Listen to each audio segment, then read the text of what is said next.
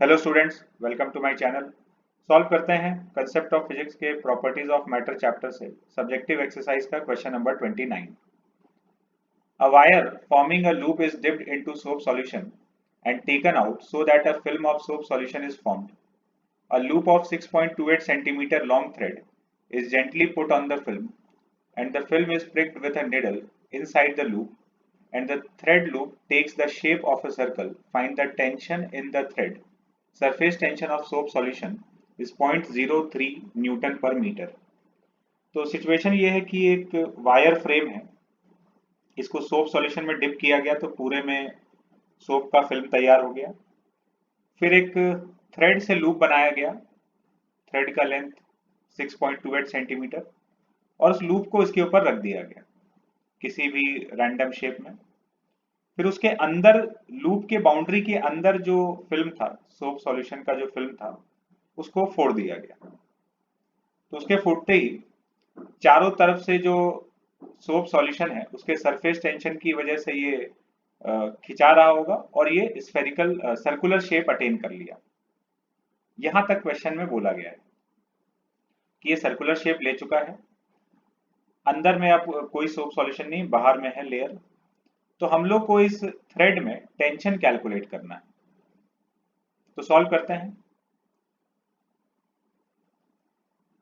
ये थ्रेड है, थ्रेड का लूप।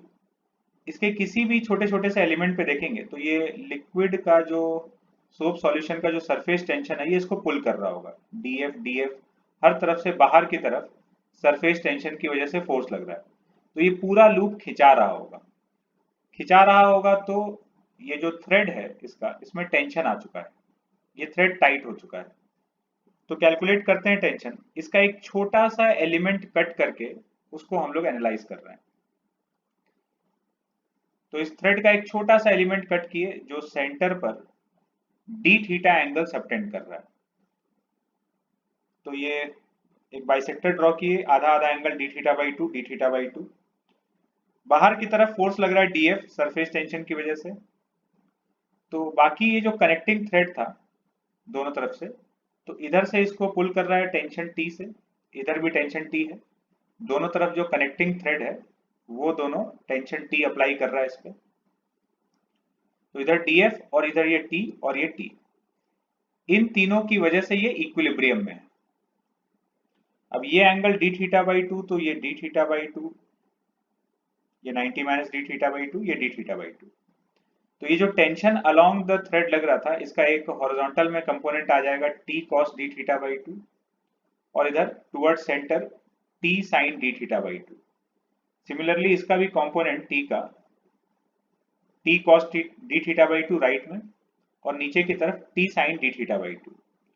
ये T cos d theta by two तो कैंसिल हो जाएगा, और डीएफ को बैलेंस कर रहा होगा ये T sine d theta by two plus T sine d theta by two. So 2t sine d theta by two equal to DF. इस वाले डायरेक्शन में फोर्स बैलेंस कर दिए। डीएफ का जो वैल्यू है इस छोटे से एलिमेंट पे जो सरफेस टेंशन की वजह से फोर्स लग रहा है, तो सरफेस टेंशन इंटू लेंथ कर देंगे, force per unit length into length. इस छोटे से आर्क का लेंथ कितना हो जाएगा, आर डी थीटा। तो surface tension into length of the arc are d theta.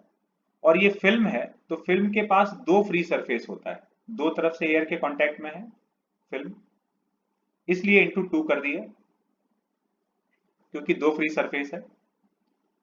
तो sigma into are d theta into two, ये हो गया डीएफ।